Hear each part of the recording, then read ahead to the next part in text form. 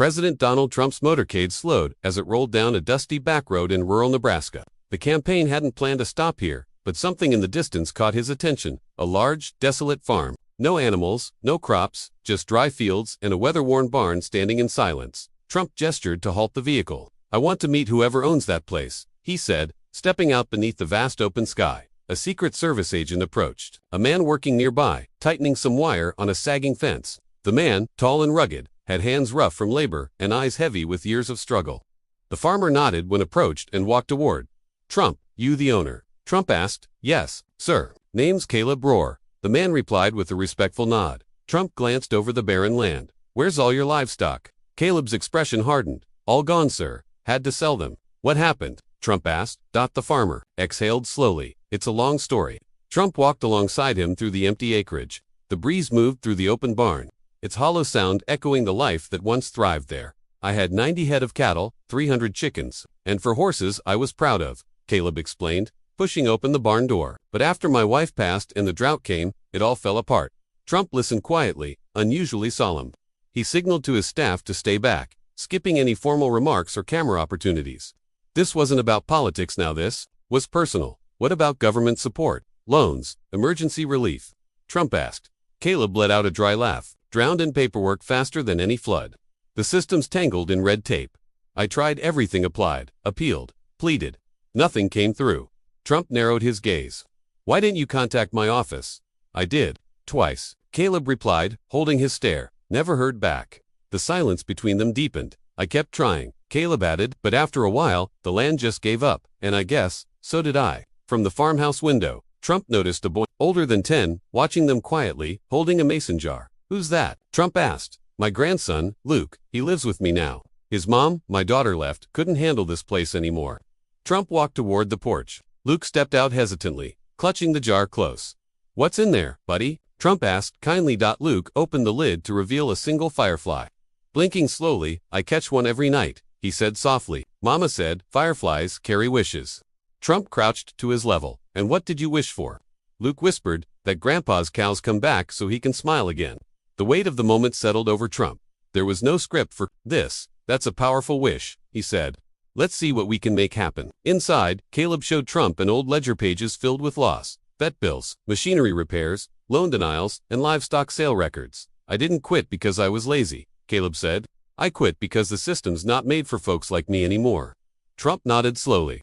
"You're right, it's not." He noticed one entry in particular, a $6,000 vet bill stamped unpaid in red. "What's this one about?" "My last herd caught something. The vet said quarantine was needed, but I couldn't afford it. Had to watch them all get sick." Trump closed the book with care. "You're not invisible anymore." Outside, Luke released the firefly into the twilight. It blinked once and flew toward the barn, as if carrying hope with it. A local journalist, unnoticed until then, had taken a candid photo. Trump walking beside a dusty Caleb, with young Luke and his jar just behind. By morning, the image went viral. Trump stops for forgotten farm firefly wish captivates nation. Americans responded with emotion and outrage. Comments flooded in. "What about rural farmers like this? That used to be a beautiful place. That boy's eyes say everything." The hashtags #FireflyWish and #ForgottenFields surged online. Donations followed. A GoFundMe page created by a stranger raised $20,000 in less than 6 hours. Back in Washington, Trump summoned the Secretary of Agriculture.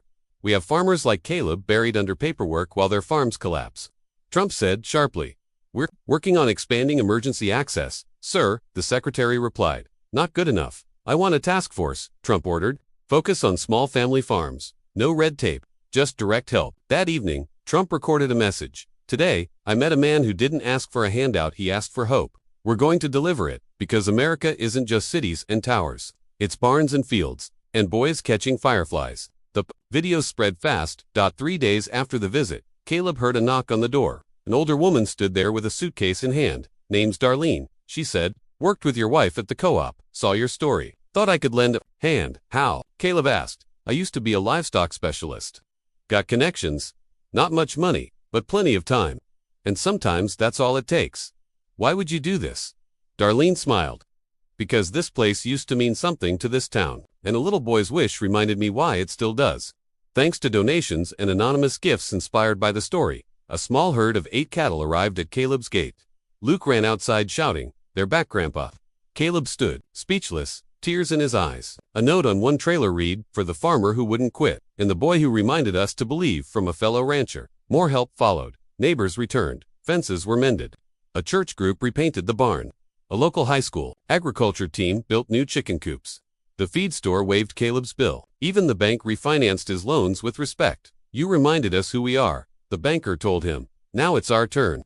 But one obstacle remained: Caleb's old tractor, rusted and useless. "I can feed them now," he told Darlene, "but I can't till the land."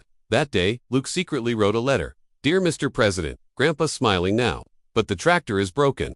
It's the last piece we need." 2 days later, a flatbed truck delivered a brand new John Deere. The crew handed Caleb a card. "From the office of the president, every farm needs horsepower. Go plow some hope." Caleb ran his hand over the shiny machine, speechless. Luke climbed into the driver's seat. "Let's plant something." He grinned. News coverage exploded. CNN ran, from drought to revival. Fox News followed with, "Trump's visit sparks rural turnaround." A local station streamed Caleb plowing his field with Luke by his side. Caleb granted one interview.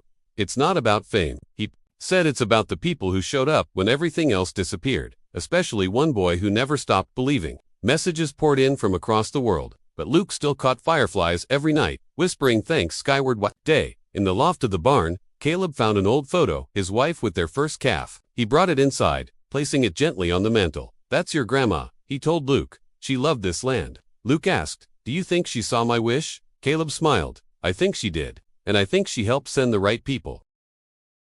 That night, he lit a lantern and placed it outside by a bouquet of wildflowers, his quiet way of saying thanks. On the porch sat Trump's handwritten thank you note in a frame beside the GoFundMe certificate. Some healing comes not through speeches, but through light, love, and silence. Later, Caleb received mail from Kansas. Inside was a letter. "I lost my farm 2 years ago, but after reading your story, I'm trying again. Just leased new land, planting sunflowers.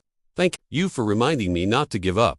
Inside was a packet of sunflower seeds. "Luke," Caleb said, "let's plant something new." Together they sowed the seed, symbols of survival and shared strength. One morning, clucking echoed outside. 10 chickens circled the porch, each wearing colored bands. A note read, "Saw your grandson said you used to have chickens. These gals are yours now, spoiled by my kids. Welcome back to the coop life." A farmer in Missouri, Luke named them all. Built a sign, "Luke's Cluck Crew." He smiled. "Feels like everyone's rooting for us now." Caleb nodded. "They see what we're fighting for." 3 weeks after his first visit, Trump returned. No press, just his team. "I wanted to see it myself," he said, when he saw the cattle, sunflowers, and a proud boy holding his brightest firefly yet. He smiled. "You really brought it back to life," he told Caleb. "No, sir, we did," Caleb replied. Inspired by their story, neighboring communities united. Equipment was shared. Retirees volunteered. The local diner offered pay-what-you-can breakfasts for farmhands. Luke and Caleb had become symbols not of despair, but of determination. The town launched a new event, Firefly Nights, where lanterns were lit in honor of lost loved ones and the wishes that still mattered. Luke was named honorary guest. One day, a black SUV arrived. A woman stepped out with roses and a sealed envelope. From the First Lady, she said to Luke. The note read, "Dear Luke, your light has reached far. Even the smallest spark can brighten the darkest field. Keep believing. Melania and Trump." Luke beamed. "Guess fireflies really do fly far." Caleb pulled him close. "Yours sure did." Caleb was honored as Farmer of the Year not for crops or profit, but for community impact. On stage, he said, "I'm not special, but I didn't let go. One boy's wish brought us all back." The crowd rose, applauding. Some wiped away tears. At Firefly Nights, Trump presented Luke with a small wooden box. Inside, a golden firefly pin and a certificate for reminding a nation that one light can awaken many. Donald J. Trump, the crowd roared. Luke asked, "Do you think Grandma's proud?" Caleb choked up. "Son, she'd be glowing." Lanterns lifted into the night sky, floating messages of hope. Months later, the farm thrived. New calves were born. The barn stood proud. Sunflowers danced in the wind. One evening, Luke caught a firefly. "What's the wish tonight?" Caleb asked. Luke thought that other kids can help their grandpas smile, too. Caleb hugged him. "Then you've already done it." The firefly blinked, rising into the night. And far beyond, America watched, moved, changed, and quietly believing again.